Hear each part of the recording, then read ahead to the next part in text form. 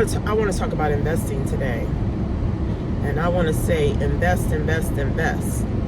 I started learning about the stock market about a year. I think it was about a year ago, and it was just from YouTube videos. I just started, watching YouTube videos and learning about the stock market. It's like, why not?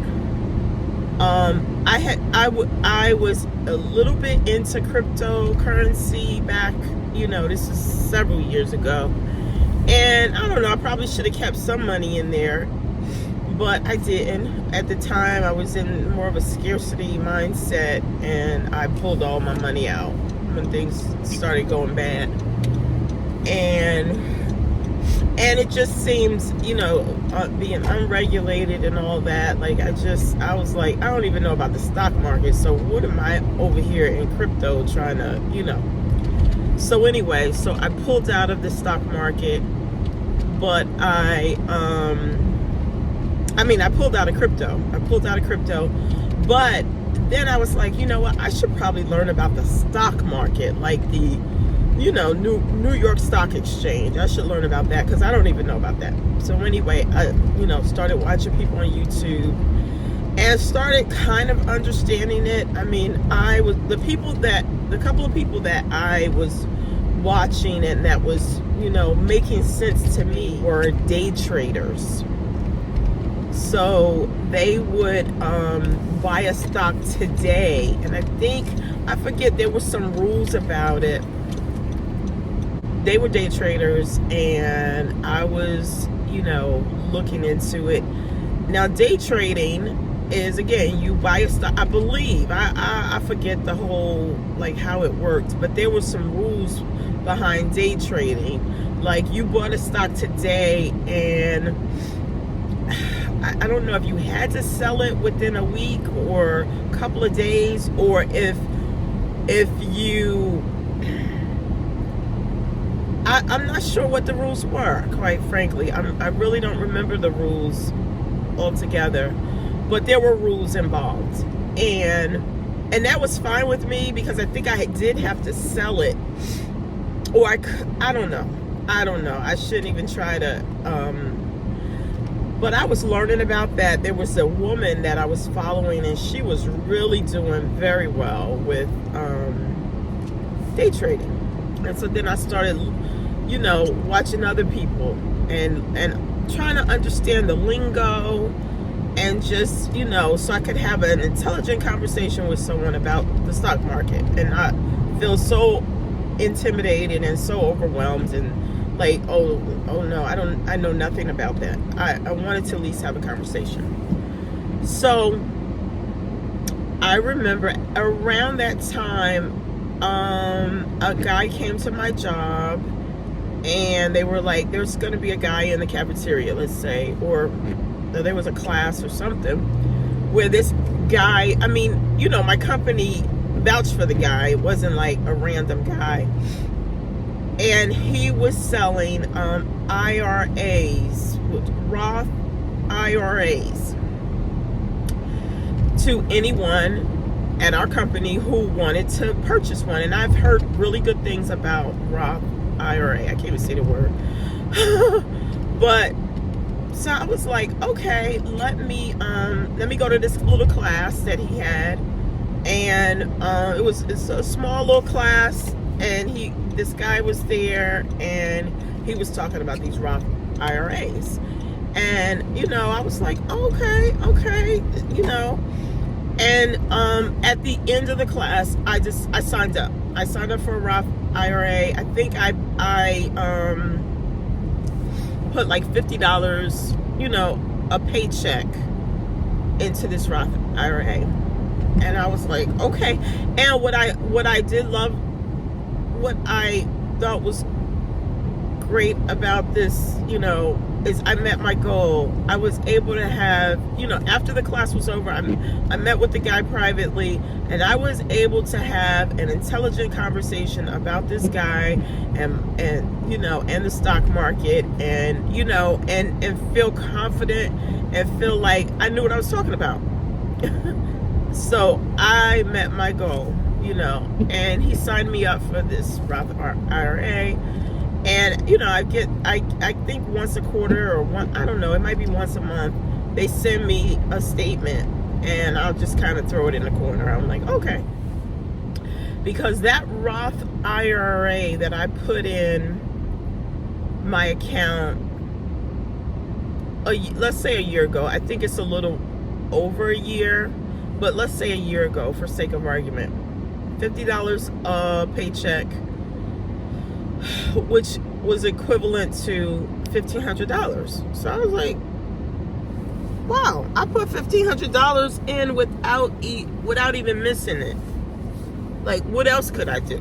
You know, put $1,500 in, and they sent me I got my latest statement, and it was at 16 something.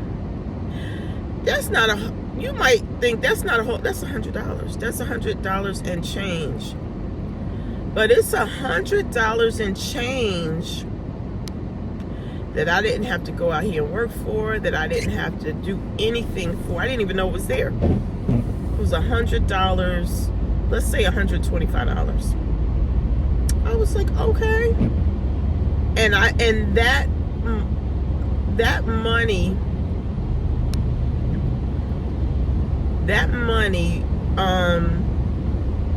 what was I gonna say? I don't know. But yeah, $125. I didn't know I had extra, and I didn't miss it. I really did not miss it out of my paycheck. It was just $50 a paycheck gone, you know, which I would have easily spent and not even noticed. So I say all that to say, I'm now looking into long-term investments. So now I'm following a guy, and I started trying to follow him a year ago when I was getting into investments. Now, but from the jump, I knew, or he said he was into long-term investments. And at the time, I was looking for some quick turnover, quick cash money. And that's not what he did. He did long-term investments. Young brother, well, he's like 40. But brother is, and he is so, like, I don't know, extreme, because this brother was in jail. That's where he found out about the stock market, and that's how he, that's where he first heard about the stock market, and was told that this is what you should be doing instead of hustling out in the streets. And he has made a little empire, and you may know him. His name is the Wall Street Trapper. And I started following him just in the last couple weeks, and I have learned so much about investing and about, because I'm looking at it from a different perspective now, not for those little short-term gains, but for the long haul. So, let's go back to my Apple stock that was $210 a year ago. Do you know that stock today is at $374? That stock has almost doubled. So if I would have kept my little $210 in Apple, I would have doubled my money in a year and not missed it. $200, I would have doubled my money. And had I added on to that, when it dips low, it would have been even more than that. So I'm just saying that to say, the stock market, at least for me right in this moment, is where it's at now. And I'm not putting my whole paycheck or anywhere close, but I'm gonna start putting away. And this is what he advises, and I never heard this before. So you open up an account, and again, I have a Robinhood account. Robinhood is like a beginner account, and I don't think it's anything wrong with the Robinhood account. It worked for me. That's how I was trading.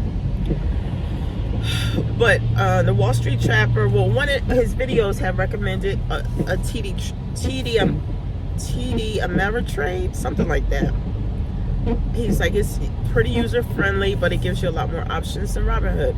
So last night I actually went on to open up a TD Ameritrade, and I saw that they had well, they were either bought or now they're Charles Schwab, something like that.